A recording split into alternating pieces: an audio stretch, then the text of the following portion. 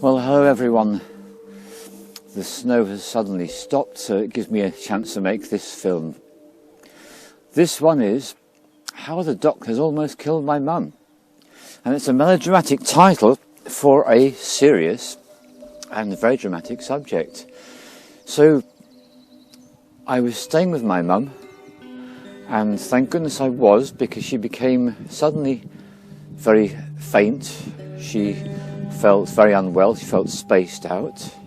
She reached into a drawer and she took a medicine that had been given to her by a cardiologist. This caused her to suddenly become much, much worse.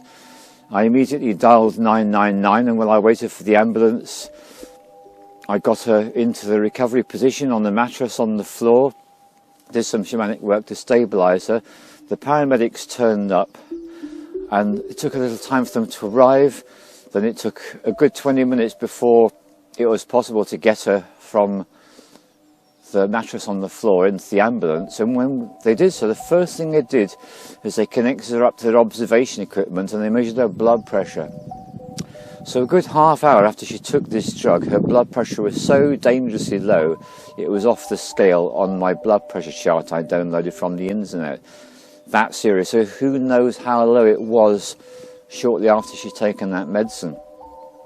So the details of how my mother almost died at the hands of the medical profession begin as follows. She suffered from breathing issues, and unfortunately she chose to take an orthodox medical route for that. Within a short space of time, she went from someone who was able to walk outside and go around town every day to someone who couldn't actually walk outside the flat. It took a matter of weeks before that was the case, and for several months she was pretty much housebound, unable to exercise herself. And when I looked into it, I discovered that the GP, the general practitioner, the doctor, and I'll just point out, for those of you who don't realise it, the National Health Service is now the privatised service. It's not a National Health Service anymore. Every GP is a business. Her GP is certainly a business. He's not that far away from retiring. He wants to get the money in, so this is what they do. They prescribe as many drugs as possible. My mother was on 3 drugs, all designed to lower her blood pressure, and guess what? That's right.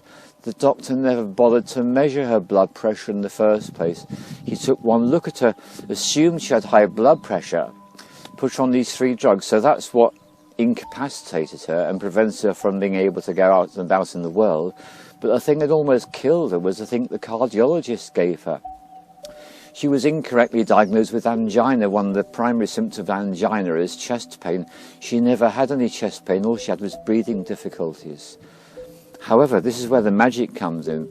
So there I was, waiting for the ambulance, not knowing whether my mother was going to live or die. That was the situation she was in. She was propelled into a near-death experience because she almost died. And that has caused her to reevaluate her life massively. Before this, she was rather resistant to a lot of my ideas. Not all of them by any manner of means, but a lot of them. And one of the things I talked about, which she expressed an interest in but would never follow through, was a breathing practice. If someone's got breathing difficulties, my first thought is some breathing practice. Well, after her near-death experience, when the paramedic in the ambulance, when they heard the name of her doctor, said, "Oh yeah, I'm not surprised that one's giving us all sorts of problems." So the way you get to find out the really dangerous doctors is listen to paramedics. They know, they're the ones that get called out for those particular patients. Guy's notorious. I've already outed the guy on Facebook. I'm not going to bother again. However, here's the gold in the experience. Because she almost died, and if I had not been there, she wouldn't have been able to reach to where the phone was, therefore she would have died. That's the issue for her. That's what she's so keenly aware of. What it's done, it's brought up a whole question about, does she want to be here? Doesn't she want to be here? She's in her 80s.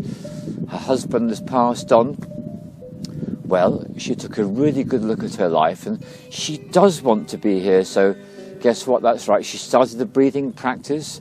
I also recommended that, because when she did have a surgical procedure in the hospital, they discovered that her blood vessels were somewhat damaged, weakened basically, and that a friend of mine who suffered from a lot of heart illnesses discovered that it was the sugar that was causing that. That's right. So what she did is she cut out all the drugs. One of the drugs she was on is statins. Statins are the most commonly prescribed drug in the UK. Poison, basically. Yeah, it was one of the things it almost did for my mum. There may be certain situations where they're advisable, but the blanket prescription of statins is a disgrace in this country.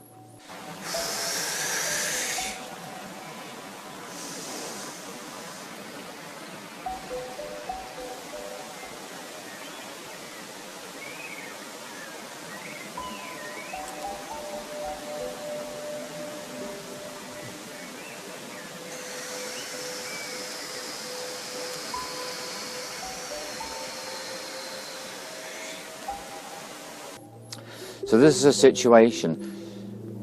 She started doing the breathing exercise I recommend, and she made a really brave, bold move, sugar-free. She's gone sugar-free and she's thrown out all the drugs. No drugs, no sugar. What's happened to her in the last 6 weeks?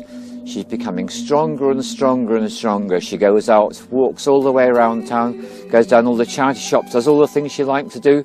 Her mobility is back. And what's the difference?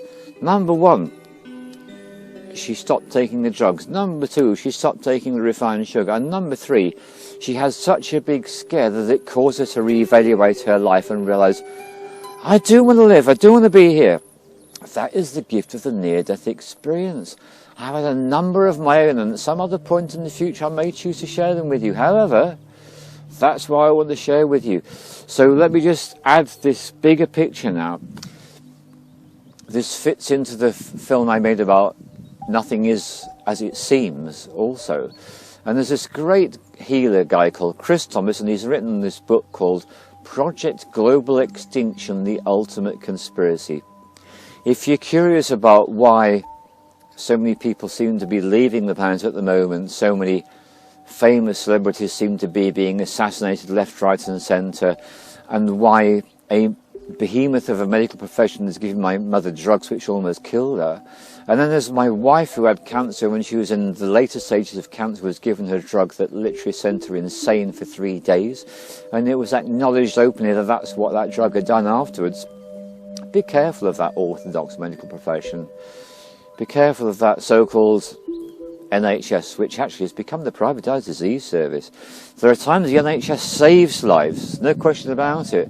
I'm eternally grateful to the health service for my own healing when I had a multiple fracture in my shoulder and arm. I've got full mobility. What I'm suggesting is that you need to act with discernment and don't just take whatever you're told without having some investigation, doing your own research. So yeah, my mother almost died at the hands of the doctors, and her near-death experience has propelled her into new life. I couldn't imagine this had been possible 6 months ago. This summer we're going to go to the Alps. 6 months ago, she wasn't going to go to the town centre. That's why I call transformation. Thank you very much. And we managed to make the film without it snowing heavily. That was so cool. Cheers, everybody.